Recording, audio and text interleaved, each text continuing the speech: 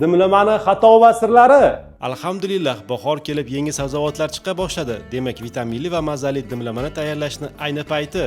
Sabzavotlarni tozalab, chiroyli qilib to'g'rab, tayyorlab olib, dimlamani boshlaymiz. Birinchi xato dimlamani pista yog'i bilan tayyorlash. Dimlama nafaqat vitaminli va mazaliroq bo'lishi uchun dumbani parri qilib to'g'rab qozonga taxlab olamiz. Diqqat, shu joyida siri bor. Dumbani ustiga kartoshkani terib olganimizdan so'ng olovni yoqib kartoshkani qizartirib olsak, dimlama pishganda kartoshkalari qaynaganda emas, go'yoki qozon kopda pishgandek pyureli bo'lib, mazali bo'lib chiqadi. Kartoshkaga tuz va ziravorlarni qo'shib, go'shtni taxlab, go'shtga ham alohida tuz, murch, zira, kashish urug'larni qo'shib, sabzavotlarni taxlashni boshlaymiz. Sabzavotlarni taxlanish ketma-ketligi tartibiga ahamiyat bering. Barcha mahsulotlar pishib chiqishi uchun taxlanish tartibining ahamiyati bordir. Ko'katlarni taxlaganimizdan so'ng sabzavotlarga birozgina tuz va shirin qizil paprika berib, karamni teramiz. Karamni suvi tezroq chiqishi uchun karamga ham birozgina tuz beramiz. Ikkinchi xato dimlamaga suv quyib, go'sht va sabzavotlarni selini bemaza qilib qo'yish. Dimlamani karam va sabzavotlari parnoy bo'lib qolmasdan yanada mazaliroq bo'lib chiqishi uchun 100 g oliy navli sariyog'dan qo'shamiz.